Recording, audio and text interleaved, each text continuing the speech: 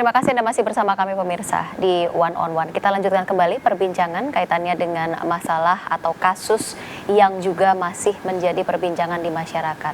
Pandemi di Indonesia masuk ke usia 2 tahun dan banyak yang menginginkan bahwa Indonesia harus segera endemi karena beberapa negara sudah mulai untuk menanggalkan masker. Indonesia mungkin nggak, Prof, masuk dalam masa endemi? Untuk masuk ke endemi sekarang belum kita lakukan. Belum kita lakukan. Karena kalau kita lihat memang kasusnya sudah turun banyak dibandingkan periode sebelumnya. Iya. Tapi kita lihat angkanya sekarang sekitar 4.700 sehari. Dengan angka perawatan yang semakin lama semakin juga tidak terlalu besar. Iya. Sekitar 4.000 kasus. Kemudian angka kematian sekitar 30-an.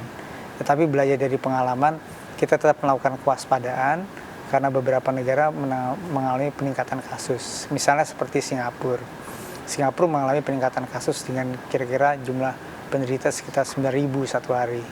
Yang kita mesti berhati-hati karena faktor genome surveillance yang harus kita lakukan. Genome surveillance ini adalah mengetahui adanya mutasi atau tidak. Dan kita tahu di Singapura yang salah satu yang berkontribusi adalah mutasi varian dari XBB yang memberikan kontribusi peningkatan kasus di Singapura. XBB ini yang terbaru ya, Prof? Yang terbaru. Varian terbaru. Varian terbaru. Kemudian di kita sekarang sudah ada sekitar 10 kasus per 1 November. 10 kasus, Prof? 10 kasus XBB per 1 November. Jadi artinya apa? Artinya kalau kita lengah, bukan tidak mungkin kita naik juga kasusnya. Jadi memang protokol kesehatan tetap harus dijaga, itu yang pertama. Ya. Kemudian yang kedua adalah bahwa capaian booster kita untuk booster ketiga masih rendah, sekitar 35%. Kita minta kepada masyarakat untuk lebih aktif melakukan vaksinasi booster ini. Dengan melakukan vaksinasi booster dan menerapkan protokol kesehatan, diharapkan kasusnya tidak meningkat. Kalau nanti kasusnya tidak meningkat, varian mutasinya tidak terlalu berat dan kasusnya cenderung turun, mungkin kita baru bisa masuk fase endemi. Tapi sekarang belum bisa dulu masuk fase endemi. Masih lama kemungkinan itu, Prof? Sebenarnya ini tergantung pada variasi dari faktor virusnya dan faktor epidemiologinya. Epidemiologinya kita bisa ukur, tapi faktor mutasi virusnya yang kita tidak bisa kendalikan. Kita kendalikan hanya dengan mencegah penularan.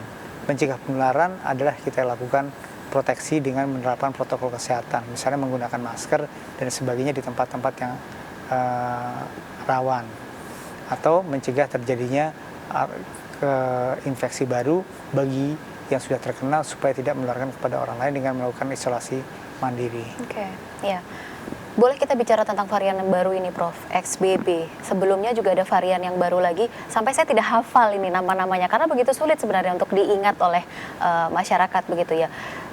Seperti apa, Prof, gejalanya untuk varian baru yang tadi Prof sempat sampaikan dan juga varian sebelum-sebelumnya begitu yang memang juga sempat disampaikan sebenarnya oleh pemerintah kepada masyarakat?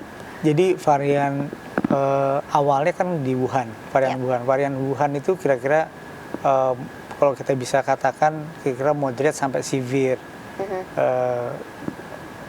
kondisi klinisnya yang mungkin akan terjadi. Kemudian ada varian Delta. Varian Delta ini yang paling severe karena menyebabkan kematian kita sampai beberapa ribu kematian. Kemudian ada varian Omicron. Omicron ini variannya tidak menyebabkan kelainan yang terlalu berat. Walaupun ada kematian, tapi biasanya kematian tersebut terjadi pada yang mempunyai komorbid dan usia lanjut.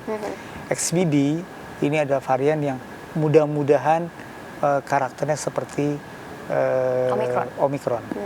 Karena di Singapura juga angka kematiannya tidak terlalu tinggi. Tapi karena kita baru mempunyai sedikit kasus pada evaluasi epigenomik kita, maka kita belum bisa melihat karakternya di tempat kita. Karena baru 10 kasus yang teridentifikasi.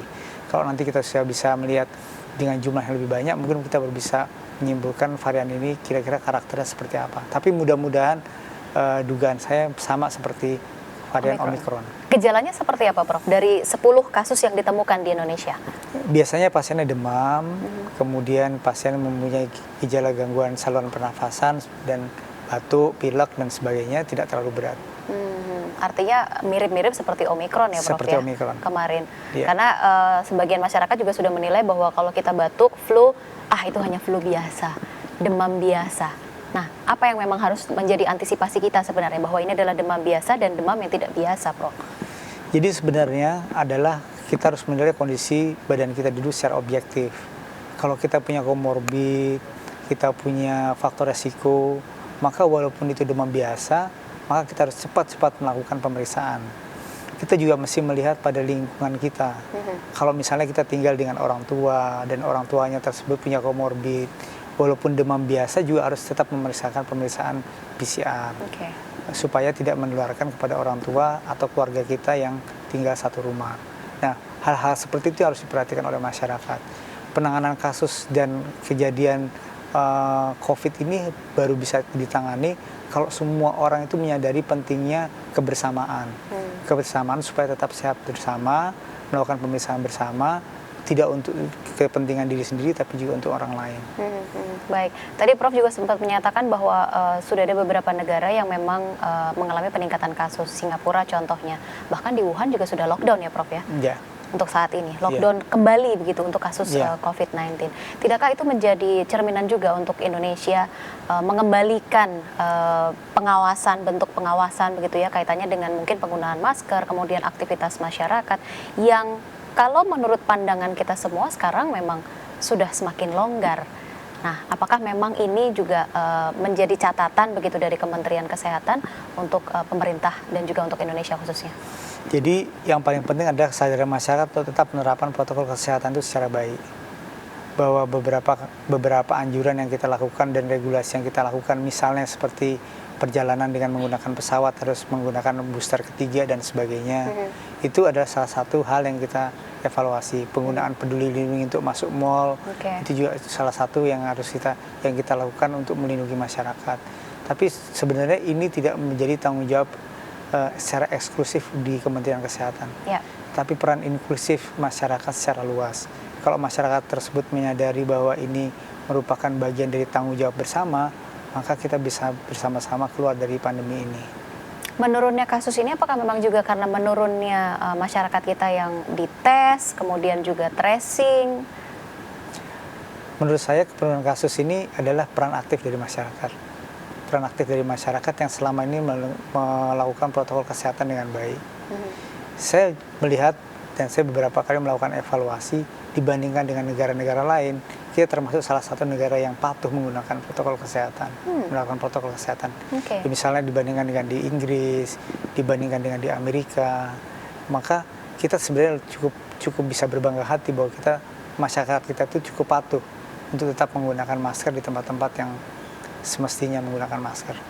Baik, bagaimana kita mengedukasi kembali kepada masyarakat, Prof? Mungkin dari Kementerian Kesehatan punya tips gitu ya bagi masyarakat juga yang sudah lelah mungkin menggunakan masker, sudah lelah untuk melakukan tes walaupun sebenarnya kondisi tubuh yang sedang tidak baik atau mungkin sedang tidak sehat gitu. Apa mungkin yang bisa diberikan edukasi kepada masyarakat? Jadi tadi saya sampaikan bahwa ini ada tanggung jawab bersama. Kalau kita ingin keluar dari pandemi ini, kita ingin melakukan aktivitas normal lagi, kita harus melakukan ini secara bersama-sama. Tidak bisa cuman Kementerian Kesehatan yang melakukan evaluasi saja, tapi masyarakat juga penting untuk melakukan kebersamaan seperti awal-awal dulu waktu kita menghadapi kasus COVID ini secara bersama-sama. Dan data-data menunjukkan bahwa memang kepatuhan masyarakat Indonesia ini cukup baik dan mudah-mudahan ini bisa bertahan terus. Masyarakat tidak lelah untuk tetap menggunakan protokol kesehatan secara baik. Dan kita terus melakukan edukasi kepada masyarakat, kita tetap terus melakukan regulasi-regulasi yang bisa menyebabkan penyebarannya menjadi terkontrol dan sebagainya. Bagaimana dengan vaksinasi, Prof? Perkembangan vaksinasi di Indonesia, tadi Prof menyatakan masih kecil untuk prosentasenya untuk vaksinasi ketiga, utamanya booster.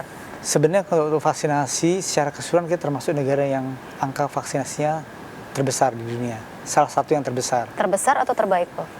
Bukan terbaik lah. Oh, bukan terbaik. Terbesar lah, salah satu yang besar kita di dunia.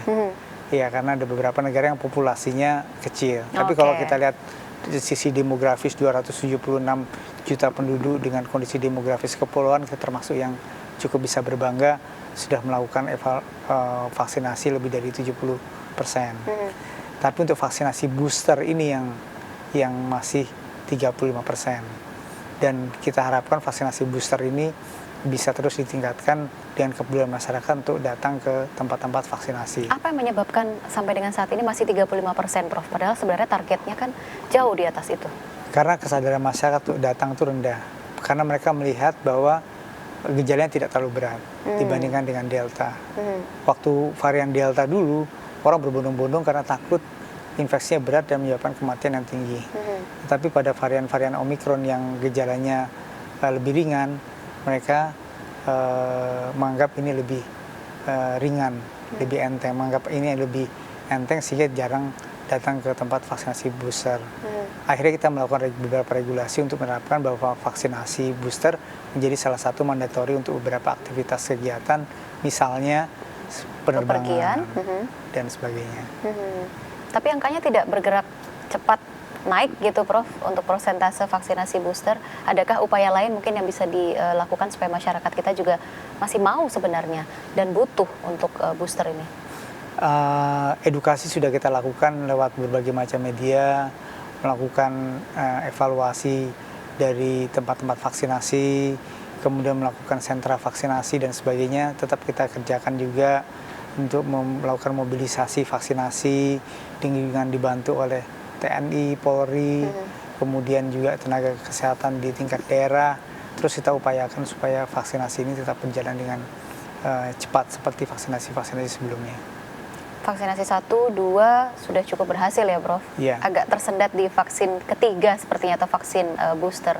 Apakah memang masih tetap diperlukan nantinya untuk vaksin 4 bagi masyarakat atau booster berikutnya begitu bagi masyarakat jika melihat kasus penyebaran COVID-19 ini sendiri juga varian-variannya juga bisa jadi akan semakin berkembang mungkin. Jadi vaksinasi keempat belum kita rencanakan untuk belum masyarakat, direncanakan untuk memang saat masyarakat ini ya. luas, hanya untuk tenaga kesehatan. Tenaga kesehatan cukup bagus untuk vaksinasi keempat, sudah sampai lebih dari 40%. Angka cakupan vaksinasi keempat untuk tenaga kesehatan, vaksinasi keempat atau booster kedua untuk tenaga kesehatan. Kita harapkan semoga kasusnya tidak naik lagi, supaya masyarakat tidak terlambat. Maka saya himbau kepada masyarakat supaya tidak terlambat kasusnya naik, maka pergilah ke tempat vaksinasi untuk melakukan terapi vaksinasi booster. Oke, artinya masih ada PR besar sebenarnya bagi pemerintah begitu ya untuk menggerakkan masyarakat mau pergi ke fasilitas kesehatan untuk vaksin booster gitu ya, booster pertama. Ya. Karena memang itu yang diyakini untuk bisa membantu masyarakat kita bisa kembali pulih gitu ya, untuk negara kita juga bisa menjadi sehat. Kita masih ada satu segmen pemirsa di One on One, sesaat lagi tetaplah bersama kami.